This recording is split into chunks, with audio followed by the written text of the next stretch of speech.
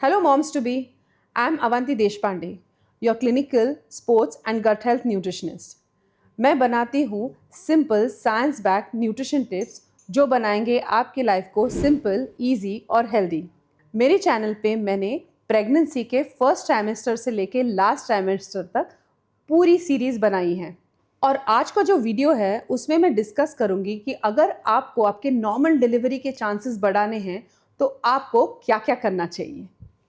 एक normal delivery के लिए आपको ये देखना है कि आपके प्रेगनेंसी में पूरे वेट गेन का जो पैटर्न है वो एक लीनियर पैटर्न होना चाहिए। मतलब फर्स्ट ट्राइमेस्टर से लेके लास्ट ट्राइमेस्टर तक about 10 to 12 kgs of weight gain होना चाहिए। लेकिन ये वेट गेन स्लोली और स्टडीली होना चाहिए। हेल्दी वेट गेन के लिए आपको आपका डाइट बैलेंस रखना चाहिए। मतलब आपके डाइट में ये देखना है कि प्रोटीन की मात्रा, कैलोरीज, फैट्स ये पूरी तरीके से बैलेंस हो। ये करने के लिए आपको ये देखना है कि आपके हर एक मील में प्रोटीन रिच फूड हो, ब्रेकफास्ट से लेके डिनर तक। मतलब ब्रेकफास्ट में आप दाल के चीले ले सकते हैं, एग्स विथ चपाती, या फिर ओट्स विथ मिल्क, या फिर पालक के या फिर पनीर के पराठे दही के साथ में। ये हो गया प्रोटीन और कार्ब का कॉम्बिनेशन। लंच आपका एक बैलेंस प्लेट के तौर पे होना चाहिए।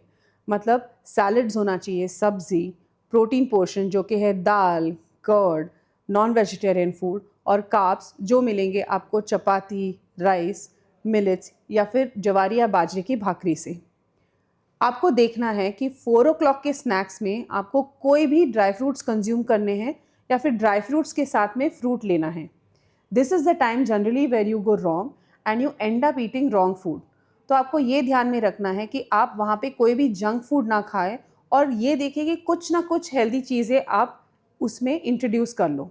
आपको चटपटा खाने की इच्छा है तो फिर आप स्प्राउट्स का सैलड भी उधर ले सकते हैं। डिनर भी लंच के जैसे होना चाहिए, बैलेंस प्लेट। लेकिन अगर आपको डाइजेशन की प्रॉब्लम हो रही है क्योंकि आप थर्ड ट्राइमेस्टर में हो तो आपको ये ध्यान में रखना है कि आपका डिनर थोड़ा सा हल्का होना चाहिए और आप दिन भर में small and frequent meals consume कर रहे हो। आपको दिन भर में 5 servings of fruits and vegetables लेने हैं, जो कि है सैलड्स, सब्जी या फिर कोई भी 2 फ्रूट्स। सीजन के हिसाब से आप फ्रूट्स चेंज कर सकते हो।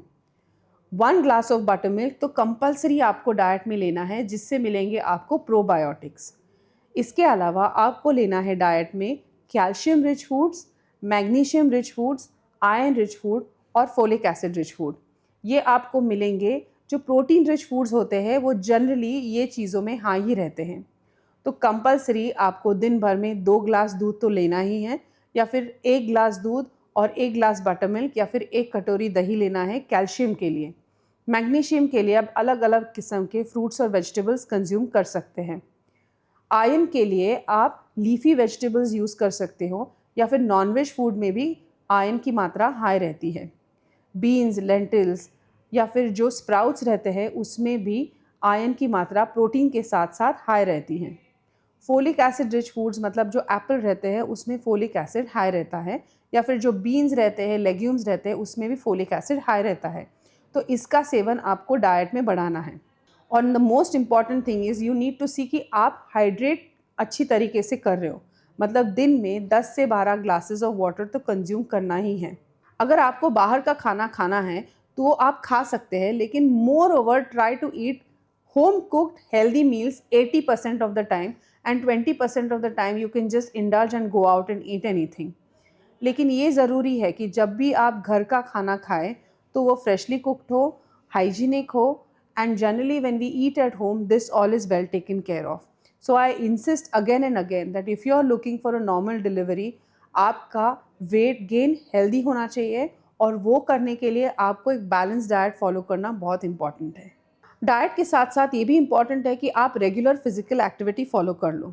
यूजुअली शुरू के जो 3 महीने होते हैं तब एक्सरसाइज ऊपर नीचे होता है, क्योंकि डॉक्टर्स भी कई बार एडवाइस करते हैं कि उस समय एक्सरसाइज नहीं करना है। लेकिन उसके बाद आपको ये देखना है कि आप कोई ना कोई किस्म का एक्सरसाइज करते हो। एक्सरसाइज कैसे होना चाहिए, कितने क्वांटिटी में होना चाहिए, वो सब डिटरमाइन होगा आपके प्री प्रेगनेंसी एक्सरसाइज पैटर्न के हिसाब से। मतलब आप अगर एक्सरसाइज शुरू में अच्छे तरीके से करते हो, वेट ट्रेनिंग करते हो, रनिंग करते हो, कोई हैवी कार्डियो एक्टिविटी करते हो, तो डॉक्टर की एडवाइस से आप ये प्रेगनेंसी के टाइम भी कर सकते हैं। लेकिन आपको अगर कुछ भी करने की आदत नहीं है तो normal walking is also a good exercise, specially if you are wanting to have a normal delivery, क्योंकि हमें वेट मेंटेन रखना है। एक्सरसाइज के कई सारे बेनिफिट्स है। वो है कि हम हमारे इंडोर्फिन्स जो कि है फील गुड हार्मोन्स है उसको रिलीज़ करते हैं। Oxygen supply to the foetus increases. हमारे जो डाइजेशन डिस्कम्फर्ट्स होते हैं, ब्लोटिंग होता है, एसिडिटी होता है, वो भी कम हो जाते हैं because of exercising regularly. Joints pain जो होते हैं वो भी कम होते हैं और जो कुछ भी ब्लड सर्कुलेशन है वो भी इम्प्रूव होता है। तो एक्सरसाइज करने के कई सारी बेनिफिट्स है, specially during the pregnancy time. और नॉर्मल डिलीवरी के चांसेस बढ़ाने के लिए एक्सरसाइज इज एक्सट्रीमली इम्पॉर्टेंट। अभी हमने बात की डाइट के बारे में, हमने बात की एक्सरसाइज के बारे में। अभी हम बात करेंगे जो है वेरी इंपॉर्टेंट चीज़, वो है पॉस्चर। कई बार because of having a big stomach women walk in a very different way, लेकिन ये करने से आपके बैकबोन पे काफ़ी प्रेशर आता है। तो वो अवॉइड करने के लिए आपको ये देखना है कि आपका पॉस्चर मेंटेन रहे, और एक्सरसाइज करने से भी आपको पॉस्चर मेंटेनेंस में काफ़ी मदद मिलती है।